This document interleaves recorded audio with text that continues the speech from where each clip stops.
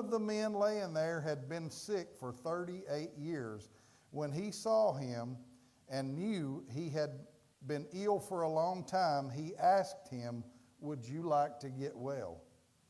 "I can't, sir," the sick man said, "for I have no one to put me into the pool when the water bubbles up.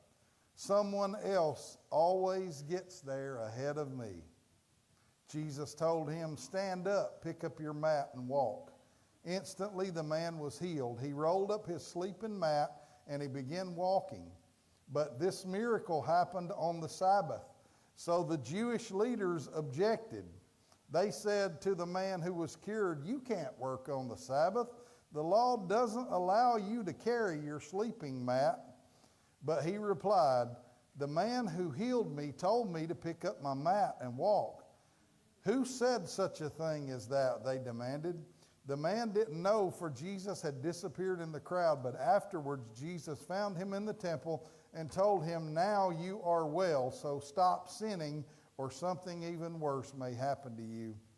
Then the man went and told the Jewish leaders that it was Jesus who had healed him.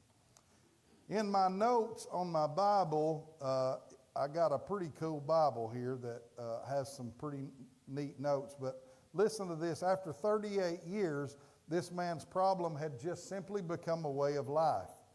No one had ever helped him. It looked like that he had no hope of ever being healed.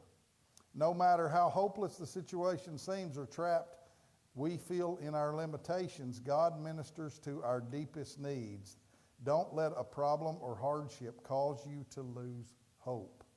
Hope is important. God may have a special work for you to do in spite of your condition or even because of it. Many have ministered effectively to hurting people because they have triumphed over their own hurts. How many knows when you go through some stuff, you know what other people are going through and you can feel it? Then it says also, according to the Pharisees, carrying a mat on the Sabbath was work, so therefore it was unlawful. It didn't break the Old Testament law, but it broke the Pharisees' interpretation of God to command to remember to observe the Sabbath by keeping it holy. So he was not supposed to work, and literally carrying his mat was considered work. A man who had not walked for 38 years had been healed, but the Pharisees were more concerned about him carrying the mat than him getting up and walking. How crazy is that? Do you know any Pharisees in your life that had rather see you fail than see you thrive? Amen?